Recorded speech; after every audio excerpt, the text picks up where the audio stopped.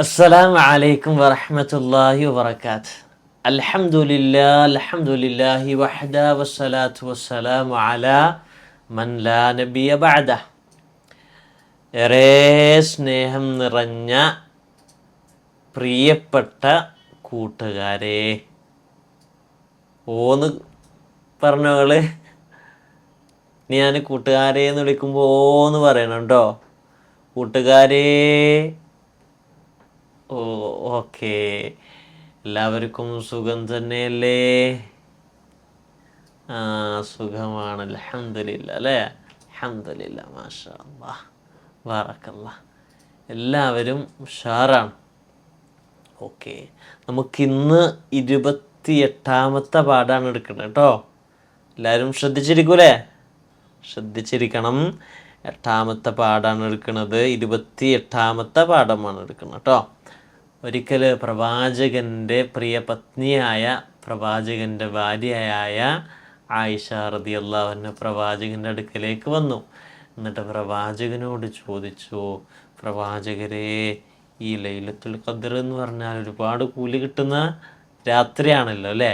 അപ്പോൾ ലൈലത്തുൽ ഖദ്ർ അവസാനത്തെ 10 എപ്പോഴാണെന്ന് നമുക്ക് ആർക്കും അറിയില്ല.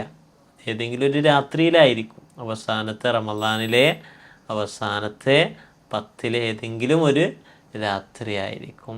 അത് ഒറ്റയായ രാത്രിയാകാൻ സാധ്യതകൾ കൂടുതലാണ് അല്ലേ? അങ്ങനെയാണ് പണ്ഡിതന്മാർ പറഞ്ഞിട്ടുള്ളത്. അപ്പോൾ ആ ദിവസം ആകാൻ സാധ്യതയുള്ള ദിനങ്ങളിൽ ഞാൻ ഏറ്റവും കൂടുതൽ പറയേണ്ട കാര്യം എന്താണ്, വിക്ർ എന്താണ്, ഞാൻ എന്താണ് കൂടുതലായി അള്ളാഹുവിനോട് പ്രാർത്ഥിക്കേണ്ടത് എന്ന് മഹദിയായ ആയിഷ റളിയല്ലാഹു അൻഹ പ്രവാചകനോട് ചോദിക്കണം. അപ്പോൾ പ്രവാചകൻ വളരെ സ്നേഹത്തോടു കൂടി അവിടുന്ന് പഠിപ്പിച്ചു കൊടുക്കുകയാണ് ഒരു പ്രാർത്ഥന. ആ പ്രാർത്ഥന നമുക്കൊന്ന് പഠിച്ചാലോ? പഠിക്കല്ലേ? കുറേ കുട്ടികൾക്കൊക്കെ അറിയും, ഏകദേശം കുട്ടികൾക്കൊക്കെ അറിയും. എങ്കിലും അറിയാത്ത കുട്ടികൾ ഇപ്പോൾ പഠിക്കുക കേട്ടോ. ഇൻഷാ അല്ലാഹ് ഞാൻ പറയും, ഞാൻ കുറച്ച് തവണയേ പറയുള്ളൂ. നിങ്ങളെന്ത് ചെയ്യുക, അത് പിന്നോട്ട് ഇട്ടിട്ട് റിവേഴ്സ് ഇട്ടിട്ട് വീണ്ടും ഇങ്ങനെ കേൾക്കുക, കേട്ട് പഠിക്കുക കേട്ടോ. ഇൻഷാ അല്ലാഹ്. അപ്പോൾ ഞാൻ പ്രാർത്ഥന പറയട്ടെ. അവിടുന്ന് പ്രവാചകന് പഠിപ്പിച്ചു കൊടുത്തത് ഈ ഒരു പ്രാർത്ഥനയാണ്. അല്ലാഹുമ്മ ഇന്നക അഫ്വുൻ തുഹിബ്ബുൽ അഫ്വ ഫഅഫു അന്നീ. എന്താണ്? അല്ലാഹുമ്മ ഇന്നക അഫ്വുൻ തുഹിബ്ബുൽ അഫ്വ ഫഅഫു അന്നീ എന്ന പ്രാർത്ഥന. അപ്പോൾ ഇപ്പം തന്നെ പഠിക്കുക. ഈ ഒരു ഞാൻ ഇപ്പോൾ പറഞ്ഞല്ലോ, അതന്നെ വീണ്ടും കേട്ട് പഠിച്ചതിന് ശേഷം പഠിച്ച കുട്ടികൾ മാത്രം ഞാൻ പഠിച്ചു എന്ന് പറഞ്ഞാൽ അവരുടെ പേര് എഴുതുക. ഞാൻ പഠിച്ചു എന്ന് പറഞ്ഞിട്ട് കൈ ഇങ്ങനെ പൊക്കുക കമൻറ്റിൽ കേട്ടോ. എത്ര കുട്ടികൾ ഇത് കേട്ടിട്ട്, എത്ര നല്ല കുട്ടികൾ മാത്രമേ ഇത് പഠിക്കുള്ളൂ. അങ്ങനെ എത്ര കുട്ടികൾ, നല്ല കുട്ടികളുണ്ട് ഇത് കേട്ടിട്ട് പഠിച്ച കുട്ടികളുണ്ട്, നമുക്ക് നോക്കാം ഇൻഷാ അല്ലാഹ്. കമൻറ്റിൽ ഓരോരുത്തരുടെ പേരൊക്കെ നമുക്ക് നോക്കാം ഇൻഷാ അല്ലാഹ്. നല്ല കുട്ടികളാണ് നിങ്ങളെല്ലാവരും. പക്ഷെ ഇത് പഠിക്കുന്ന കുട്ടികൾ ഒന്നും കൂടി നല്ല കുട്ടികളാണ് ഇൻഷാ അല്ലാഹ്. ഇന്ന് രാത്രിയൊക്കെ എന്ത് ചെയ്യുക, ഈ ഒരു പ്രാർത്ഥന ധാരാളമായി പ്രാർത്ഥിക്കുക. അല്ലാത്ത ദിവസങ്ങളിലും ഈ ഒരു പ്രാർത്ഥന ധാരാളമായി പ്രാർത്ഥിക്കുക. അള്ളാഹു നമ്മുടെ എല്ലാ പാപങ്ങളും അതുവഴി പുറത്തു തരും എന്നുള്ളതാണ്. അതുപോലെ ഇന്ന് സുബഹിസ്കരിച്ചല്ലോ അല്ലേ? കറക്റ്റായിട്ട് നിസ്കരിച്ചില്ലേ? നിസ്കരിക്കുമ്പോൾ വേറെ എന്തെങ്കിലും ചിന്തിച്ചോ? അല്ല ഉറക്കം തൂങ്ങിയാണ് നിസ്കരിച്ച്? അല്ല, കൃത്യമായിട്ട് തന്നെയാണ് നിസ്കരിച്ചിട്ടുള്ളത് അല്ലേ? നല്ല കുട്ടികളാണ്. ഓക്കെ.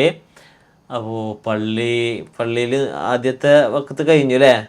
എല്ലാവരും കൊടുത്തോ? കളർ കൊടുത്തോ? കളറൊക്കെ കൊടുത്തിട്ടുണ്ട്. ഓക്കെ. ഇനിയുള്ള സമയങ്ങളിൽ കൃത്യമായിട്ട് തന്നെ നമസ്കരിക്കുക ഇൻഷാ അല്ലാഹ്. അതേപോലെ രാവിലെയും കുറേ ആളുകൾ ഇപ്പം മറന്നിട്ടുണ്ട് രാവിലെയും വൈകുന്നേരമൊക്കെ ചൊല്ലേണ്ട ദിക്റുകൾ. അപ്പോൾ അതൊക്കെ കൃത്യമായിട്ട് തന്നെ ചൊല്ലുക ഇൻഷാ അല്ലാഹ്. ഖുർആൻ പാരായണം എത്രയായി? ഇന്നത്തേക്ക് എത്ര ജുസ് ഓരോരുത്തർ പാരായണം ചെയ്തു? ഇനിയിപ്പോൾ ചെറിയ കുട്ടികളാണെങ്കിൽ എത്ര പേജ് ഖുർആൻ പാരായണം ചെയ്തു? അതൊക്കെ ഒന്ന് കമൻ്റ് ഇട്ടോളി കേട്ടോ. നിങ്ങളെ പേരും കൂടെ ഇടുക.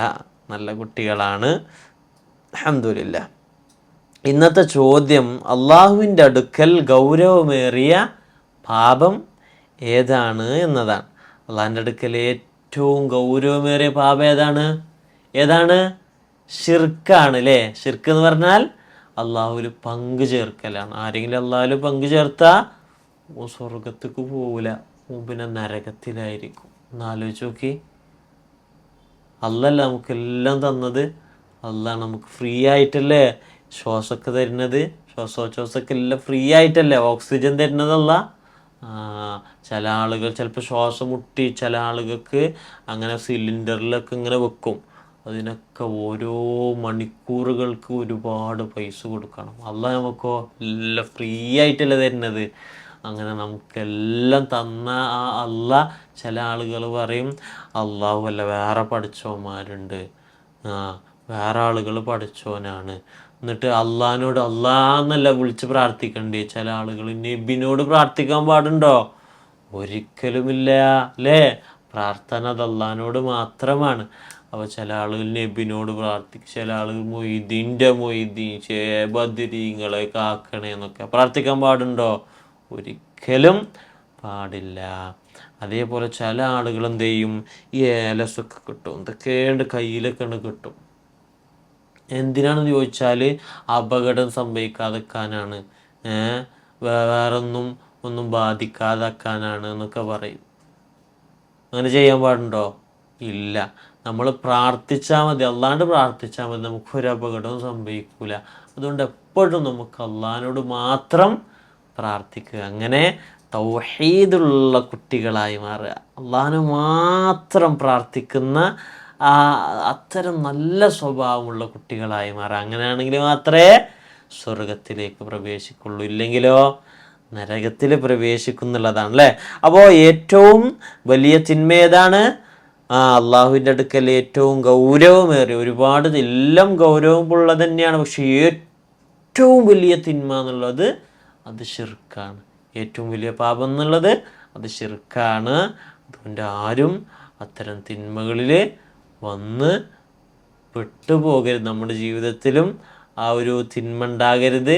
നമ്മുടെ കൂട്ടുകാരെങ്കിലും അങ്ങനെയൊക്കെ ചെയ്യണ്ടെങ്കിലേ അവരോട് പറഞ്ഞു കൊടുക്കുക, അങ്ങനെ ചെയ്യാൻ പാടില്ല, ബദരീങ്ങളെ വിളിക്കാൻ പാടില്ല, മൊയ്തീൻ ഷെയ്നെ വിളിക്കാൻ പാടില്ല, നമ്മൾ അള്ളാഹ് മാത്രമാണ് പ്രാർത്ഥിക്കേണ്ടത്. അങ്ങനെ ചെയ്താൽ ഷിർക്കാവും, പിന്നെ സ്വർഗം നഷ്ടമാകും എന്നവർക്ക് പറഞ്ഞു കൊടുക്കുക. അങ്ങനെ നല്ല കുട്ടികളായി മാറുക. അള്ളാഹു നമ്മേവരെയും അനുഗ്രഹിക്കട്ടെ. വാഖിറു ദഅ്വാനാ അൽഹംദുലില്ലാഹി റബ്ബിൽ ആലമീൻ.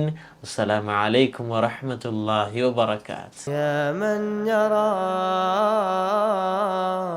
മാ കാന മിന്നി ഫിസ് സമാനിൽ അവ്വൽ.